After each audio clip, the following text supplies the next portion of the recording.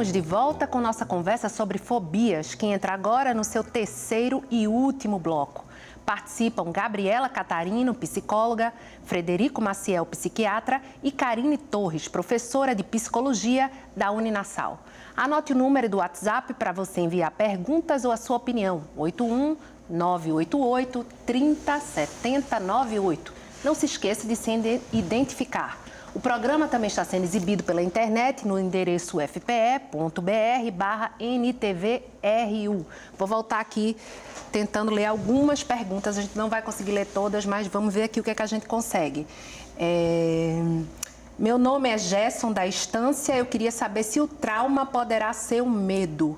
Acho que ele quis dizer se todo trauma vai se transformar numa fobia. Estou interpretando assim essa pergunta. Pode, né?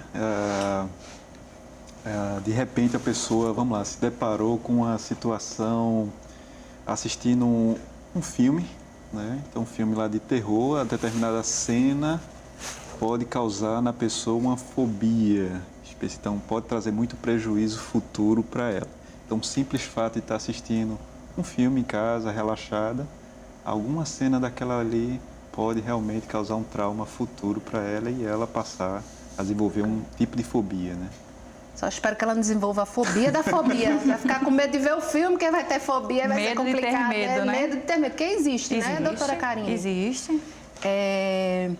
J. Albuquerque, do bairro de Cavaleiro, ele está perguntando quais são os sintomas. Eu acho que você já respondeu, Exato. né, no bloco passado. Exato. Pode revisar rapidamente. Sudorese, palpitação, às vezes, né, no caso da fobia social, a boca seca, enfim, né, mais os sintomas característicos da ansiedade, tremores, né, tontura.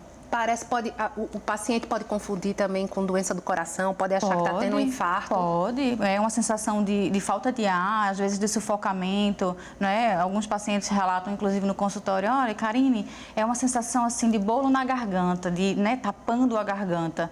Então, de fato, tem uma questão muito forte com a respiração. E aí, no tratamento, a gente também foca muito na questão da respiração. Doutora Gabriela, o consumismo doentio e o medo do fracasso causam fobia? Cícero Eduardo.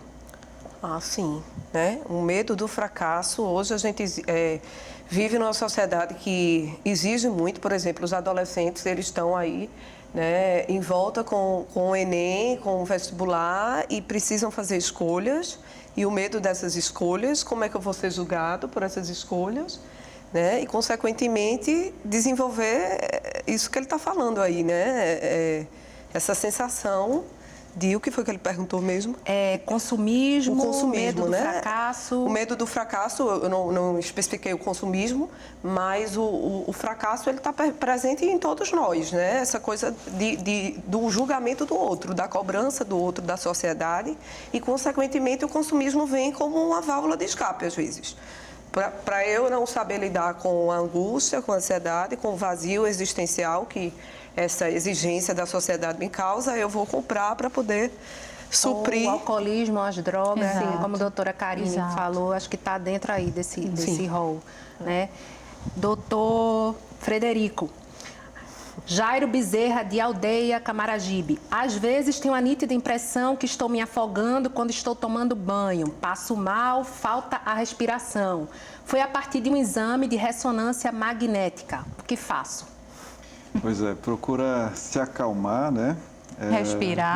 Respirar bem. Mas, assim, eu entendo, assim, essa situação. Talvez se a gente for buscar as origens desse medo dele, talvez não foi nem com aquela máquina ali, não foi só naquele exame. Talvez tenha algo mais do passado dele, né? Talvez alguma experiência lá de afogamento. Então, deve ter alguma coisa que ele não está conseguindo trazer ainda à tona, mas com terapia ele consegue chegar lá e ele seria muito beneficiado por isso. Isso que eu ia perguntar. Só por meio da terapia que a pessoa consegue identificar esse que foi que causou, é a única saída para ela? Terapia é muito eficaz. Eu acho que terapia, se ele tiver essa disponibilidade, se ele tiver esse acesso, eu acho que pode ajudá-lo muito mesmo.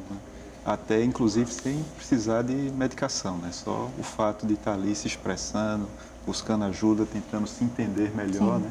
suas falsas crenças, né? Sim, Esses seus pensamentos pensamentos errôneos. disfuncionais. E aí ele pode ser ajudado, sim.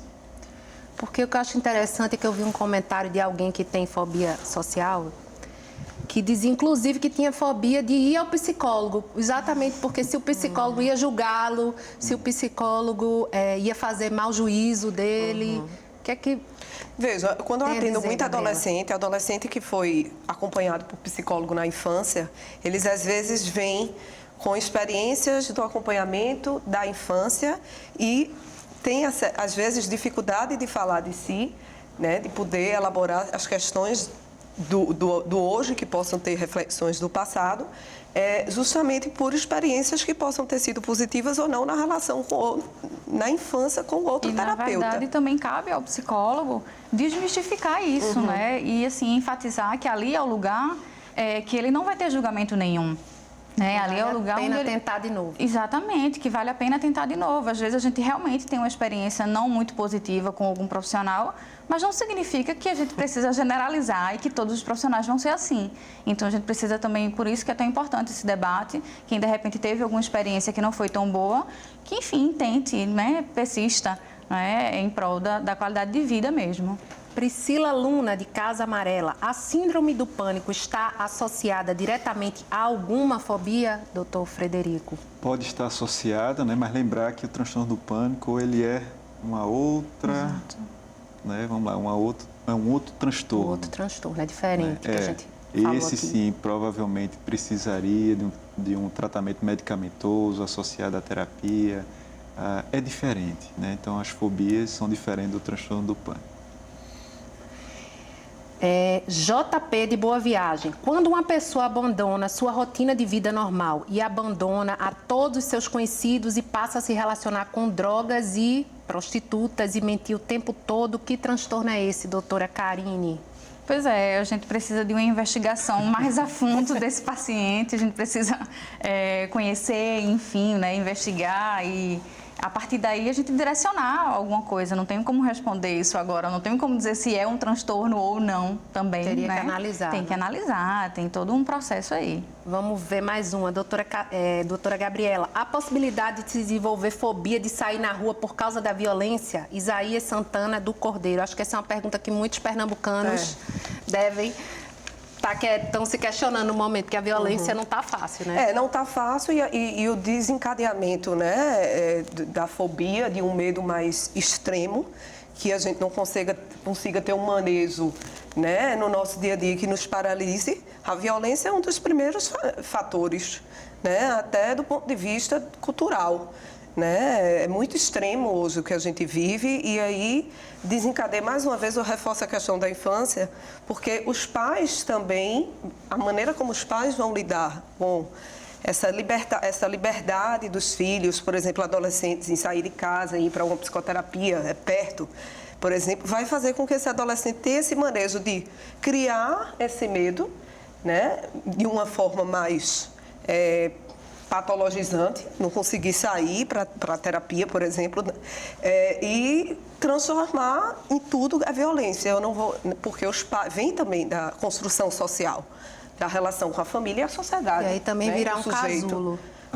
E, na verdade, também é importante a gente trabalhar as questões bem do pensamento mesmo, né? O que a gente chama dos pensamentos disfuncionais. Pacientes com fobia, eles têm uns pensamentos bem catastróficos, assim, né?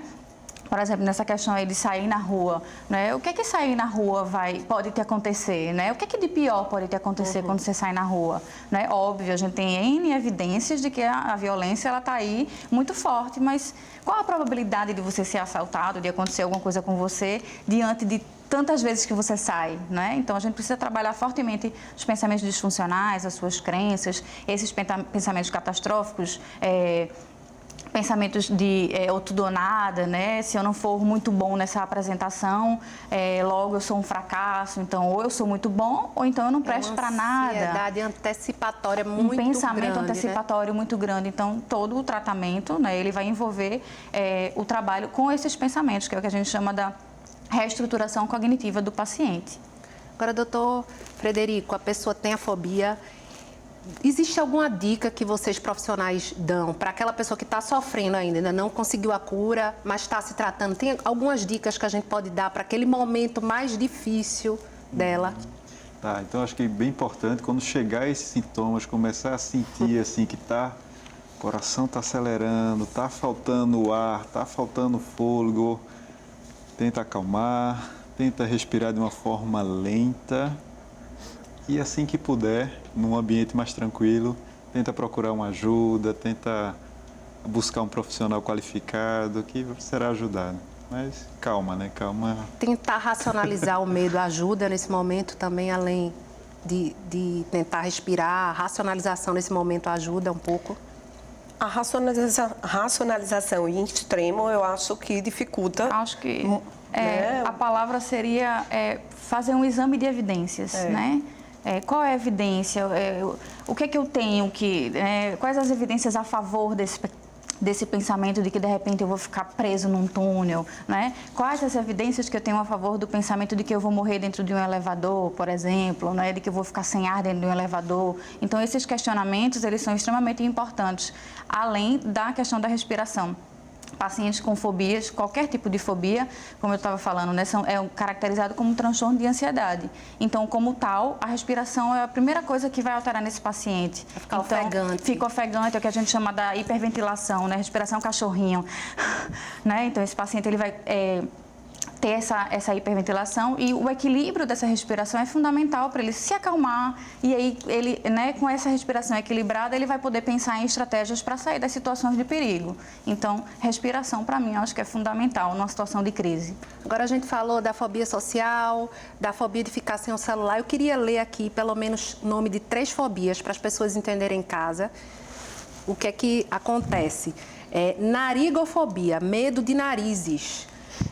Urofobia, medo de urina ou do ato de urinar. Ombrofobia, medo da chuva. Hipofobia, medo de casas. Enfim, os medos podem ser os mais variados possíveis, né? Porque a gente falou muito de fobia social, enfim, desses que acho que é medo de lugares fechados, esses são mais comuns, mas eu acho importante a gente relatar aqui que tem outros medos também que essas pessoas estão precisando de tratamento. Sim. Não é? Vocês concordam? Pois Doutor Frederico. Inclusive tem outros medos que a gente não falou aqui, até pensando na questão do idoso, mas existe um medo também da queda. Sim. O medo de espaço que não tenha os apoios. Sim.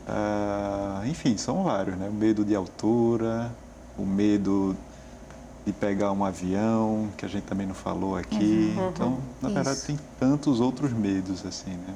O paciente vai ficando com a vida mais limitada, doutora Gabriela. Por exemplo, o doutor Frederico falou medo de avião. Então, ele tem medo de avião. Ele deixa, provavelmente, de viajar de férias, de viajar se ele tiver uma proposta de trabalho fora. E aí acaba que também a família fica prejudicada. A vida dele fica menor, mais empobrecida, digamos assim? Fica porque se torna tão agravante que ele não consegue se permitir, se não estiver também acompanhamento, né, medicamentoso ou psicoterápico, a tentar esses movimentos de pegar um avião, né, de passar por um túnel. E aí ele vai se limitando de tal forma que ele vai se privando realmente de algumas realidades que podem ser vivenciadas. E normalmente as pessoas demoram a admitir que estão com problema. Vocês têm uma faixa assim de tempo de quanto a pessoa demora para dizer, não, realmente eu estou doente e estou vindo aqui em busca de ajuda. Né? Há um atraso grande na busca, né? Uma coisa que eu queria aproveitar também, realmente isso pode interferir muito, né, na vida das pessoas, esse fato de assim, só a casa é onde eu me sinto seguro, só com aquelas pessoas familiares é que eu me sinto seguro. Então a pessoa passa a ter realmente uma vida mais restrita. Então a pessoa passa a não aproveitar as oportunidades que surgem. Né? Então é isso que eu queria chamar a atenção para essa coisa mais patológica, né? Então não demora muito não. Vá procurando ajuda, conversa com alguém que já passou por algo desse tipo que vai se ajudar. Agora a gente tem 1 minuto. Será que a gente consegue fazer as considerações finais, doutora Karine? Pois é, eu vou aí nesse sentido também, assim, de não esperar muito tempo, né? Se você está sentindo que existem prejuízos, né, na sua vida social, no trabalho, não é? Você está deixando de participar de entrevistas de emprego, não é? Se a sua vida afetiva também não está indo bem, porque você tem esse entrave, sua vida social, seus amigos, eu acho que é hora da gente realmente ligar o alerta e procurar ajuda, assim, né? Livre de todas essas crenças de que, psiquiatra, nossa, eu não vou procurar um psiquiatra. Não, não existe isso, né? É um médico que ele vai estar ali para poder te orientar, enfim, da melhor forma. Então, não tem, sou louco, não vou procurar psiquiatra. Isso é muito senso comum, né? Então, a gente tem que desmistificar mesmo isso e buscar ajuda. Doutora Gabriela, considerações finais? Então, aproveito, né, nessa busca de ajuda, ter o cuidado de tanto desmistificar, né, o papel do profissional, como ter o conhecimento certo. A gente sabe que a tecnologia ajuda, mas a busca assertiva do profissional, psiquiatra, psicólogo, a equipe mesmo, muito profissional, é muito mais eficaz do que ir no Google da vida e procurar os sintomas relacionados à fobia social. Se permitir a esse acompanhamento é importante. Né? Então, tem cura, vamos procurar os profissionais certos e não vamos se automedicar, é isso? Exato. Muito obrigada pela participação de vocês, obrigada por terem aceito o convite para estarem aqui hoje conosco. O Opinião Pernambuco de hoje fica por aqui. Muito obrigada pela sua audiência e até o nosso próximo encontro.